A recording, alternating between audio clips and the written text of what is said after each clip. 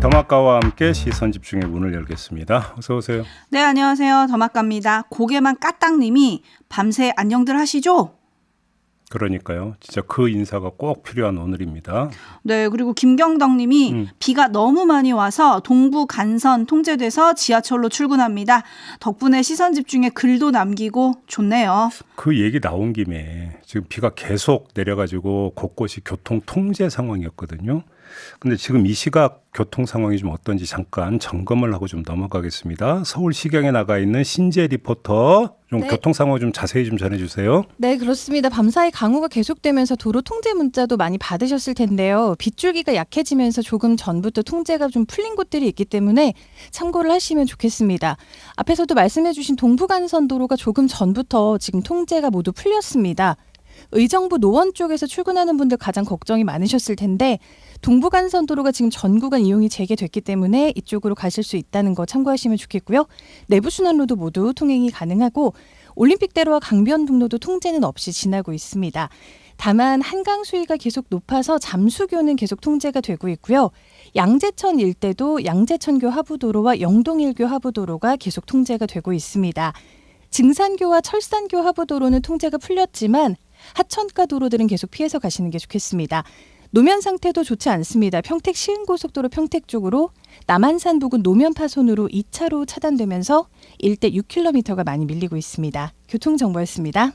네, 신재 리포터 고생하셨고요. 지금 뭐 간선도로는 일단 좀 다 풀리기는 했다고 하지만 지금 신재 리포터가 말씀 전해주신 대로 노면 상태도 있고 그다음에 뻥뻥 뚫리고 있다는 이야기는 전해지고 있지가 않습니다. 그렇지 않습니까? 이런 날은 차는 집에 두시고 대중교통 이용하시는 게 가장 현명한 방법이다. 이 말씀도 함께 드리겠습니다. 네, 유광성 님이 동부통제 해제 6시 40분 나는 전철 타고 출근해서 회사에서 본방 보고 있습니다. 전철 타고 출근한 차에서 이렇게 무사히 빨리 가신 거예요. 네. 네, 아쉬워하지 마시고. 아쉬워하시나 봐요. 네. 네, 그리고 김재봉 님이 구리시에서 부추하우스 하는데 어제 폭우로 아이고. 하우스 2,000평이 물에 잠겼습니다. 아이고 어떻게 2,000평이면 아유. 아이고, 피해가 크실 것 같은데 그러니까. 어떻게 재원이 금방 되는 건가요? 걱정이네요. 예. 그리고 또 부추가 좀 되게 여린데 그렇죠. 아유. 어떻게 좀 수습이 좀 잘 됐으면 좋겠습니다. 그러니까요. 김형님은 춘천에도 밤새도록 쏟아지더니 지금은 주춤합니다라고 해주셨고 네. 사냥꾼 떠돌이님이 제발 등교 시간에는 비가 많이 안 왔으면 좋겠어요. 등교 시간? 지금 방학 아닙니까? 거의 대부분이? 아직은 아닌가? 아직은 아니죠. 네. 제가 대학교 기준으로 이야기했네요. 그러니까요. 예, 저희 집 둘째가 대학생이라 네, 죄송합니다. 세상을 네. 자기만의 시선으로 보면 안 됩니다. 네, 정정하겠습니다. 네. 네, 그리고 62LY님이 오늘 휴무일 처음으로 유튜브 라이브로 시청합니다. 느낌이 새롭네요. 비 피해 없이 다들 함께 했으면 좋겠습니다. 그러게요. 아무튼 근데 계속 내린다는 거 아닙니까, 비가? 네. 이러면 집안도 많이 약화되고 하니까 여러 차례 말씀을 드렸습니다만 주변 잘 살피셔야 됩니다. 첫째도 안전, 둘째도 안전입니다. 네. 네, 안전한 하루 보내시고요. 뉴스와 분석이 함께하는 제2타임즈 오늘 주목할 뉴스들 본격적으로 챙겨드리겠습니다. 첫 번째 뉴스 어떤 건가요? 서울 양평 고속도로 종점으로 원안인 양서면이 아니라 강상면 안이 제시된 데 대해 당정이 내세운 이유는 경제성이었습니다. 비용은 140억 증가하지만 하루 교통량은 40% 증가한다. 뭐 이런 것이었는데 원희룡 국토부 장관도 유튜브에 나와서 본 타당성 조사를 하면서 더 좋은 안이 나왔는데 만약 예타안을 고수한다면 이거야말로 감사원 감삭감이고 수삭감이다. 이렇게 주장한 바가 있었거든요. 하지만 강상면 안이 처음 등장한 지난해 5월의 용역 보고서를 보면 경제성 분석이 안 돼 있었다고 합니다. 노컷뉴스가 보도한 내용인데요. 노선 선정 및 기술 검토, 교통 수요 예측, 편익 비용 산정 및 경제성 분석, 예비 타당성 결과 비교 등을 수행하겠다라고만 적혀 있다는 겁니다.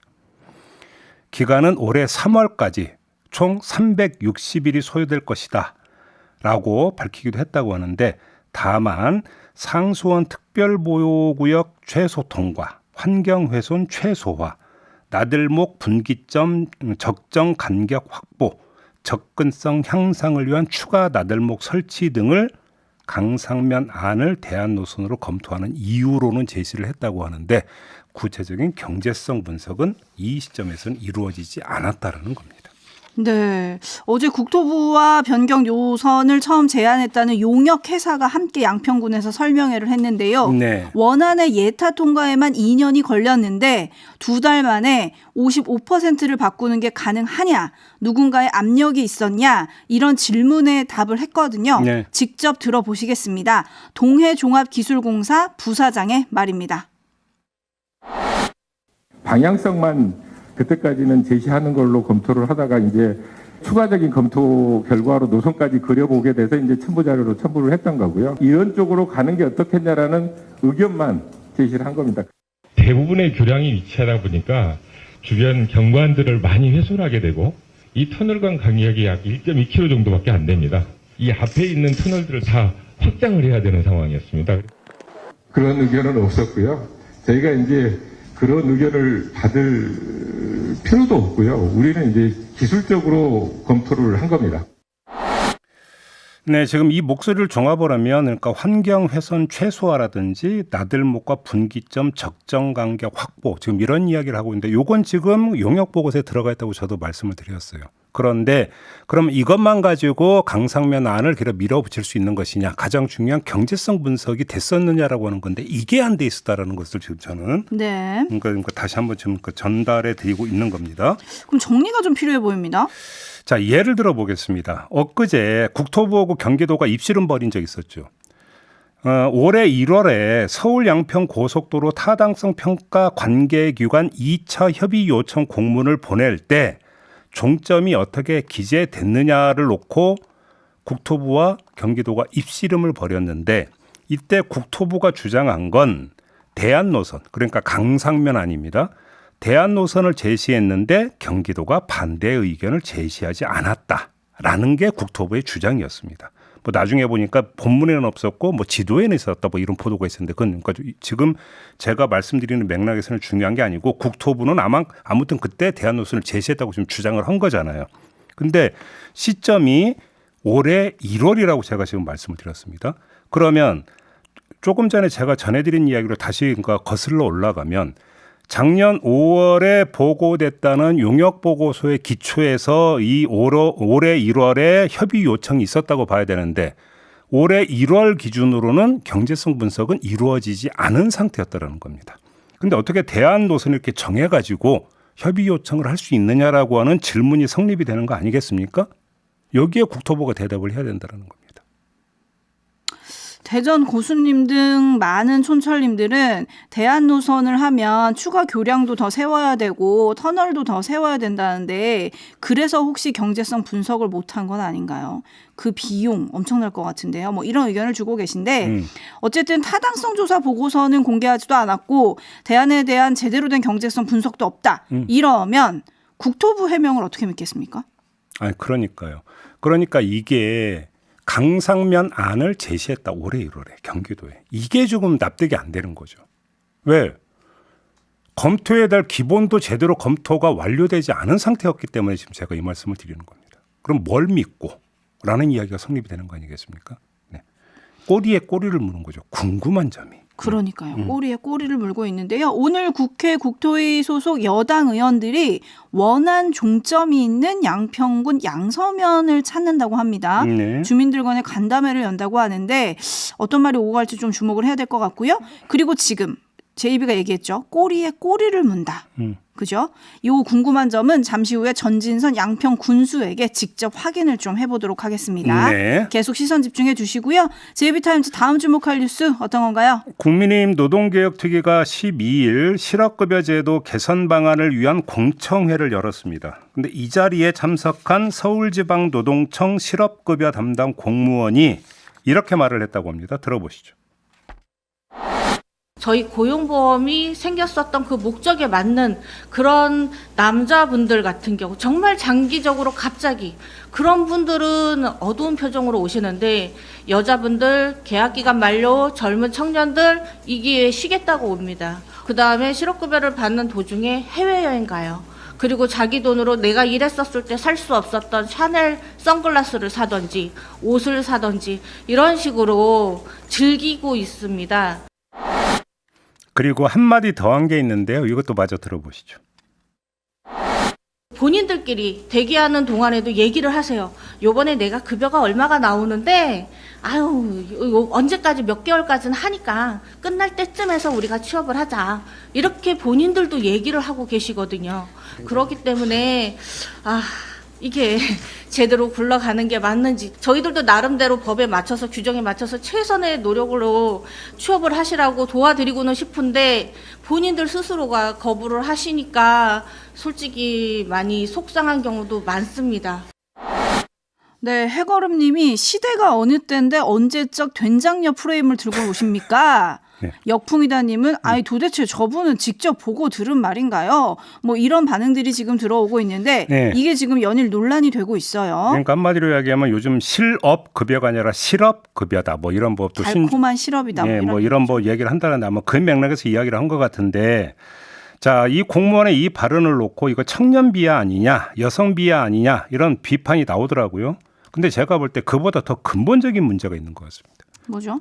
이 공무원이 말한 건 한마디로 태도입니다. 태도. 그러니까 실업급여를 받는 자들의 태도는 이래야 된다는 걸 전제하고 있다는 겁니다. 쉽게 얘기해서 실업자다움이라고 하는 게 있어야 되는데 청년들이나 여성들은 실업자다움을 보여주지 않고 있다. 이 주장인 거잖아요. 간단히 이야기를 하면. 그러면 실업자다움이 뭔데요? 네? 어떻게 하는 게 실업자다움인데요? 실업자다운 태도가 도대체 뭔데요? 그리고 그걸 왜 본인이 설정을 합니까? 본인이 뭔데? 월권적 발언 아닙니까? 이 말씀을 드리는 거고요. 실업급여는 공돈을 받는 게 아니에요. 그러니까요.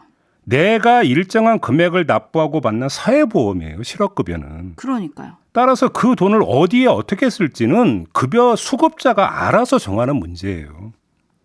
거기에 왜 도덕적 잣대를 들이대는 겁니까 도대체? 이건 일종의 주제 넘은 참견이다. 이런 말씀을 드리는 겁니다. 네, 김성진 님도 똑같은 문제를 지적을 해주셨는데 진짜 너무합니다. 이게 뭡니까? 노동자가 자기 보험 낸 걸로 실업급여라는 명목으로 환급을 받는 거거든요. 라고 꼬집어 주셨고요. 네.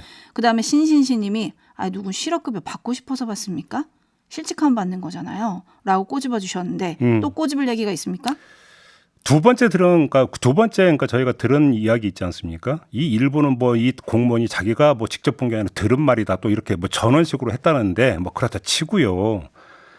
저는 거꾸로 이런 생각을 한번 해봤으면 좋겠어요.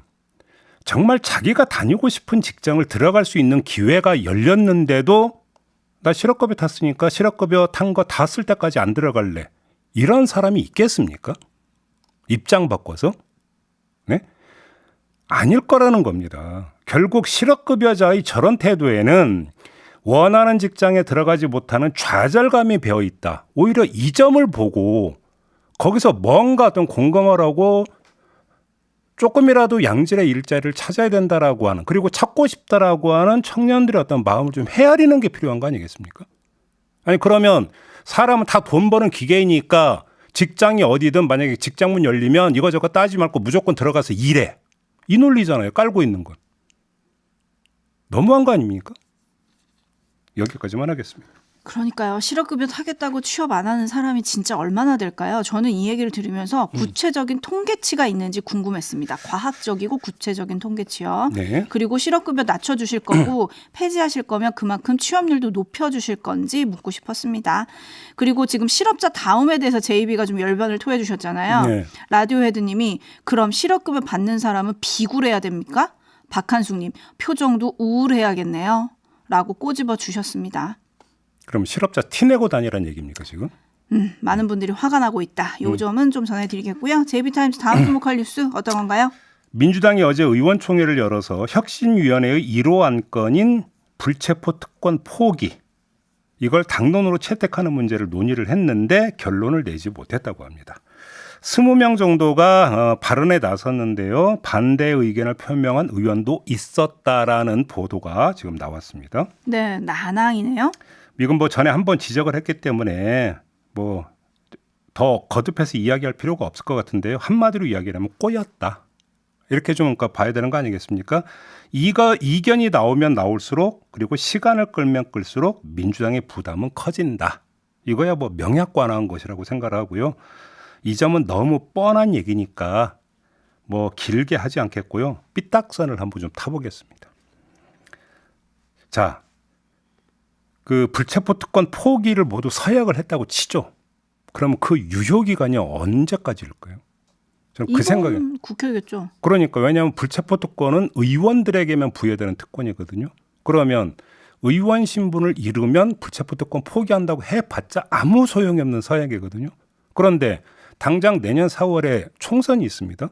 그런데 내년 4월 총선을 통해서 새로 의원들이 되는 사람들이 있지 않겠습니까? 그러면 그 사람들은 당론이 채택이 되면 그 당론에 귀속이 되고 종속이 돼서 무조건 강제성을 띠는 겁니까? 이 생각 해보셨나요? 아니면 그러면 그러니까 내년에 총선 때 공천 심사 과정에서 당신도 만약에 공천을 받아서 국회의원이 되면 불체포 특권 포기한다라고 서약을 해야만 공천을 준다라는 공천 조건을 걸게 되는 겁니까? 어떻게 되는 겁니까? 저는 실무적으로 이것도 궁금하더라고요. 대대적으로 민주당의 전통이 되는 건가요? 그러니까요. 이 문제는 검토를 하셨는지 저는 그것도 좀 함께 물어보고 싶다. 이런 말씀 드리겠습니다. 네, JB타임즈 다음 주목할 뉴스는 오디오로 먼저 만나보시죠. 군대에 가겠다고 공언해 왔지만 병역 이행을 앞두고 갑자기 미국으로 출국해서 미국인이 된 가수 유승준 씨. 2년 반 동안의 그 공익 근무를 하고 나면 제 나이가 거의 30이 됩니다. 국민적인 분노가 커지면서 정부는 유 씨의 입국을 막아왔는데요. 8년째 이어진 법정 싸움에서 항소심 법원이 유 씨에게 국내 체류 자격이 있다는 판단을 내놨습니다. 유 씨가 첫 비자를 신청한 2015년 당시 재외동포법상 병역 기피자라 해도 38살이 넘으면 특별한 사정이 없는 한 체류 자격을 줘야 한다는 겁니다. 재판부는 국민 여론을 알고 있어 오래 고민할 수밖에 없었다며 헌법과 법률대로 판단했다고 밝혔습니다. 네, 잠깐 평을 해야 될 것 같은데 일단 유승준 씨라고 제가 그 전에 한번 했더니 그 청취자분들이 무슨 유승준 씨냐, 스티븐 유라고 표현하라 이렇게 뭐 댓글 단 적이 있어요. 왜냐하면 미국 시민인데 무슨 유승준 씨냐, 스티븐 유다. 네. 표현 똑바로 해라. 이런 얘기를 했기 때문에 그냥 스티븐 유로 부르도록 하겠습니다. 네, 안 그래도 뿔랑님이 지적해 주셨어요. 스티븐 유. 네, 뭐 법원 판결에 대해서는 평가하지 않고요. 그냥 각을 좀 틀겠는데 그래서 어쩔 건데요. 네? 뭘 어쩔 건데? 제가 묻고 싶은 게 이건데, 자 법원 판결로 국내 입국길이 열렸는데 그래서 뭘 어쩔 건데요? 이걸 스티븐 유 씨에게 물어보고 싶은 거예요. 아, 네. 그러니까 다시 가수 활동을 할 생각이라는 겁니까?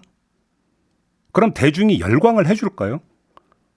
이미지 인기로 먹고 사는 대중 연예인이라는 점을 고려하면 그럴 가능성은 거의 없다. 저는 그렇게 보거든요.